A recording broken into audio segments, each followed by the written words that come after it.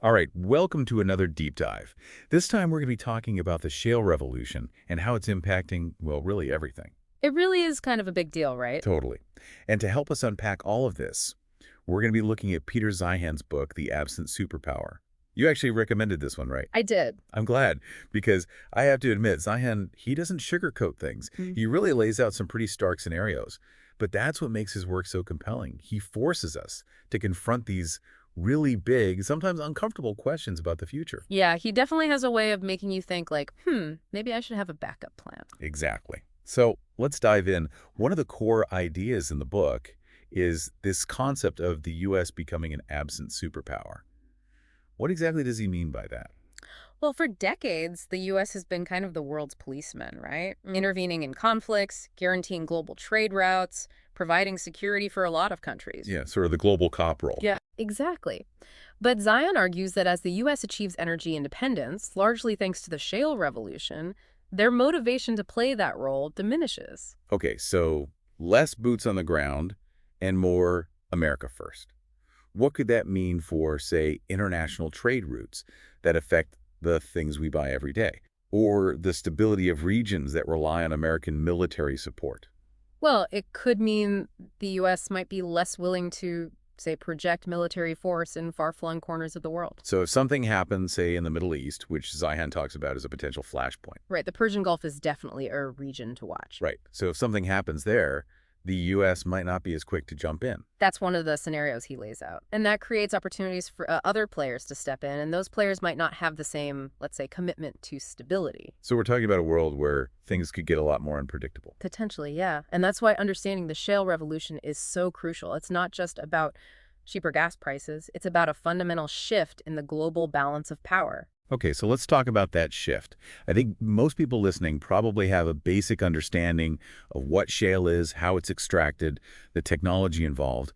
But what we really need to understand is how this abundance of energy translates into geopolitical leverage.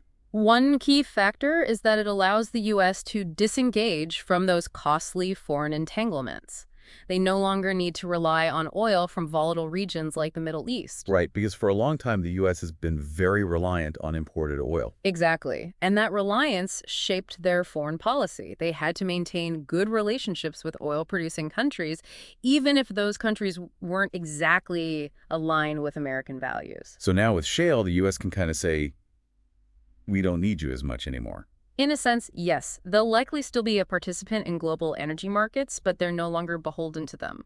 This changes the dynamics of their relationships with countries like Saudi Arabia or Russia. Interesting. So it's not like they're going completely isolationist, but they have more options. Exactly. More freedom to act in their own interests without having to worry as much about the energy implications. And that's where Zeihan's concept of dollar diplomacy comes in. Right. He argues that the U.S., even as it becomes less militarily involved, will still wield immense influence through its economic power. It sounds like a more subtle form of power, less about military might and more about economic leverage. Can you give us an example of how this might play out? Think about Southeast Asia. Okay. Zeihan argues that the U.S. could offer preferential trade deals, better access to technology to countries in the region. Essentially incentivizing them to side with the U.S.? Exactly, to counterbalance China's influence. Okay, I see. So it's like a strategic game of economic chess. Precisely. And that brings us to, well, kind of the big question. Who are the winners and losers in this new world order? Yeah, because if the U.S. is stepping back, someone has to fill that void. And I know Zeihan talks about some potential winners, like France and Argentina. Why those two? Well, France has a long history of global engagement, and their energy company, Total, is already a major player. Plus, they're at a pretty strategic location, right? Right, they have access to key waterways. And Argentina, well, they sit on these massive shale reserves. So they have the potential, at least, to become a big player in South America. Yeah, if they can get their internal politics sorted out. But while those countries might benefit, there are others who could find themselves in a tougher spot. Zeihan seems particularly concerned about Russia and China. Yes, those are two big ones to watch. Why does he single them out? Well, Russia relies heavily on their energy exports, especially to Europe. As the U.S. disengages and potentially floods the market with its own shale gas, Russia's economic leverage diminishes. So their ability to project power weakens. Potentially, yeah. And for China, the issue is more about their dependence on global trade and their limited ability to protect those routes without American help. And they have some internal challenges too, right? Right, like a rapidly aging population and an over-reliance on manufacturing. Zeihan argues that while China's economic rise has been impressive, their geopolitical position is actually more precarious than it seems. This is all pretty heavy stuff. It sounds like we're headed for a much more turbulent world. It's definitely a possibility, but I think the key takeaway is that the old rules are changing, and we need to understand those changes if we want to navigate the future successfully. I am definitely getting that sense. It feels like we're just scratching the surface here, though. We are. Zeihan goes into a lot more detail about potential conflicts, the rise of new technologies, and even what a future beyond shale might look like. Okay, well, I am definitely ready to dive deeper. Okay, I'm starting to get a sense of just how big these changes could be, but I also feel like we're only looking at the tip of the iceberg here. We've talked about the big players like the US, China, Russia, but what about everyone else? How does this shake out for the rest of the world? And what about us? How might all of this actually affect our lives? Well, those are the million-dollar questions, aren't they? And Zeihan, he doesn't shy away from addressing those. He calls this period of transition the disorder. And he lays out some pretty stark scenarios, but he also offers some insights into how certain countries and individuals can navigate this changing landscape. Okay, so let's get into some of the specifics. He mentions a few potential hot spots, like places where things could actually get really messy. He calls one scenario the Twilight War. What's that all about? So picture this. You've got Russia facing a shrinking population, a weakened economy because their energy exports aren't doing so well, and a desperate need to secure resources. And they've always been willing to use force to get what they want. Right, exactly. So Zeihan believes they might lash out, potentially targeting their neighbors in Eastern Europe. So like the Baltic states or Ukraine. I mean, we've already seen tensions there, but wouldn't that trigger a response from the West? Well, that's the big question, right? With the U.S. potentially taking a step back, would Europe, particularly countries like Germany who rely on Russian gas, have the will and the capacity to really stand up to Russian aggression? That's a scary thought. And it's not just Europe. He also mentions the Persian Gulf as a potential flashpoint. Yeah. With the U.S. disengaging, the rivalry between Saudi Arabia and Iran could really escalate. I mean, they're both vying for regional dominance. Right. And they've got a long history of proxy conflicts. And what does that mean for global oil supplies? Well, that's a major concern. Any kind of disruption in that region would send shockwaves through the energy market. I mean, remember, even with the shale revolution, the world still relies heavily on oil from the Persian Gulf. So we could be looking at higher gas prices, economic instability, maybe even shortages. It's definitely a possibility. And then there's also the potential for conflict in Northeast Asia. Zeihan calls it the tanker wars. Tanker wars. It sounds like something out of a movie. Yeah, it does, doesn't it? But the underlying issue is very real. Resource scarcity and competition for control of those resources in a world where the old rules no longer apply. Okay, so we've got these potential conflict zones popping up all over the place. But beyond all the geopolitical drama, how might all of this actually affect people's daily lives? Well, the most immediate impact would likely be felt economically. Energy shortages, disrupted supply chains, and increased political instability, all those things could lead to higher prices. So inflation, Yeah. which is already a concern. Right, but potentially on a much larger scale. Think about all the things you rely on every day. Food, fuel, electronics, travel. In a world where supply chains are really fragile and political risks are high, those things can become a lot more expensive and harder to come by. That's a sobering thought. Yeah. It kind of makes you feel powerless in the face of all these massive global shifts. I understand that feeling. But Zeihan also offers some strategies for how individuals can navigate this new reality. One of the key pieces of advice is to diversify. Diversify, like investments. Well, investments are a good place to start. Zeihan argues that countries like France and Argentina, who are likely to benefit from these geopolitical shifts, could offer some attractive investment opportunities. So maybe think about adding some exposure to those markets in your portfolio. That's interesting. So looking beyond the traditional markets, what else can people do? Zeihan also talks about the importance of building resilience in your own life.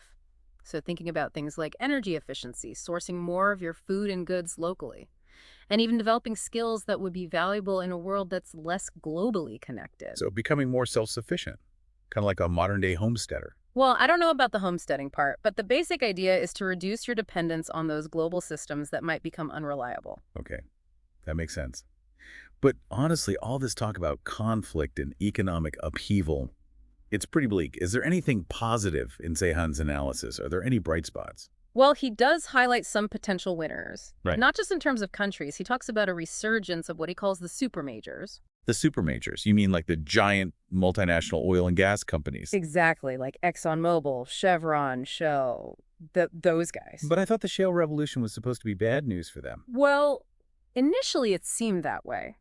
But Zeihan argues that in a world that's increasingly obsessed with energy security, these companies, with their global reach, their expertise, their financial muscle, they're going to become even more important. So they're kind of like the seasoned veterans who suddenly find their skills are back in high demand. That's a good way to put it. He specifically mentions companies like Total E&I and even Petrobras as potential winners.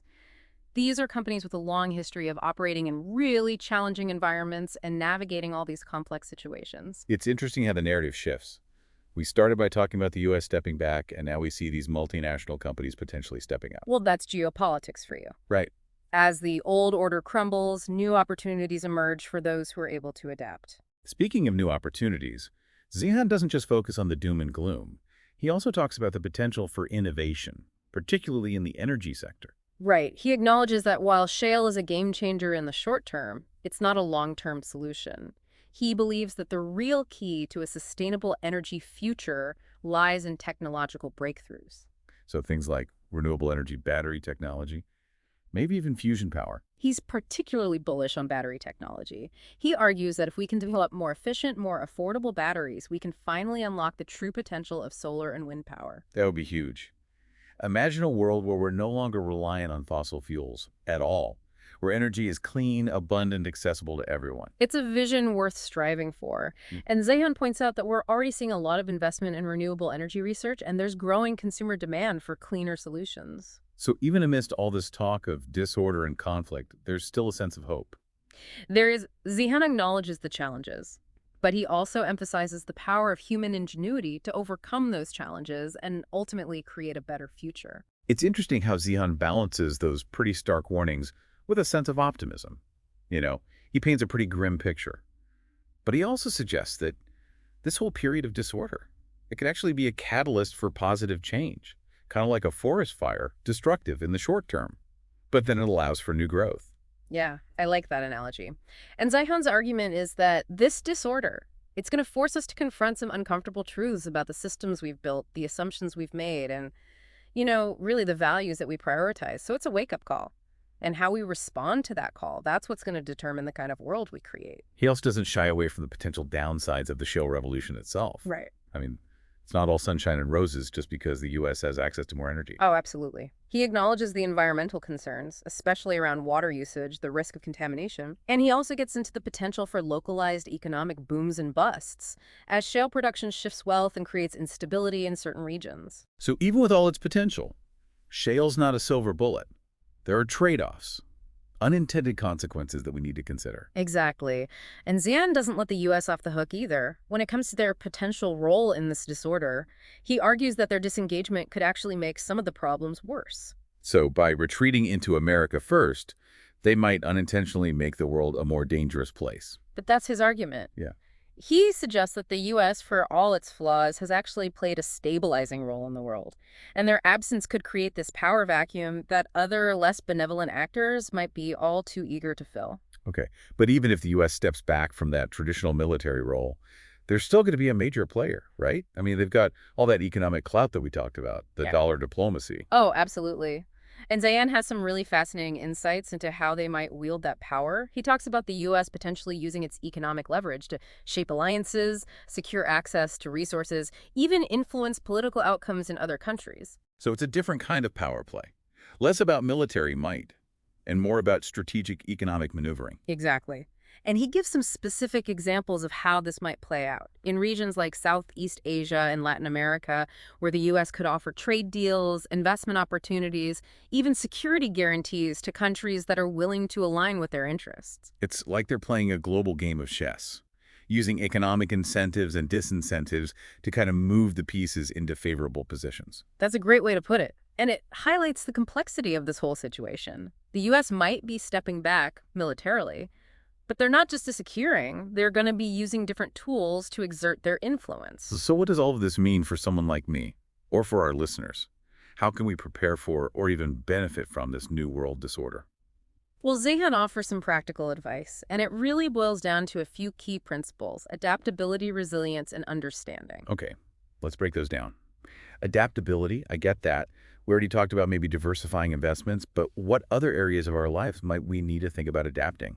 Think about your skills, the work you do, even where you live. Are you prepared for a world that might be less globally connected, more volatile, more focused on regional dynamics? So maybe learning a new language, developing skills that are in high demand locally, or even considering relocating to a place that's more resilient to these kinds of global shifts. Those are all good examples. And it's not just about adapting to the negative changes. This period of disruption could also create new opportunities. Are you positioned to take advantage of those? That's where the resilience piece comes in, Right. building up our capacity to kind of weather the storms, both individually and as communities. Exactly. Zeihan talks about things like energy efficiency, local food production, and even strengthening our community bonds as ways to build resilience. It's about becoming less dependent on those fragile global systems and more self-reliant. And then there's the understanding piece. That's what we're trying to do here. Right. Trying to unpack these complex issues Mm. and help people make sense of the world around them. Absolutely. Knowledge is power, especially in times of uncertainty. The more we understand about what's going on, the better equipped we are to make good decisions. And I think that's one of the most valuable things that Zeihan offers in his book, a framework for understanding these complex shifts and their potential consequences. He doesn't just offer predictions. He gives you a new way of thinking about the world, a lens through which to view these events that are unfolding around us. And that's incredibly empowering. We've covered a lot of ground in this deep dive. Shale supermajors, dollar diplomacy, potential conflict zones, even a glimmer of hope for a more sustainable energy future.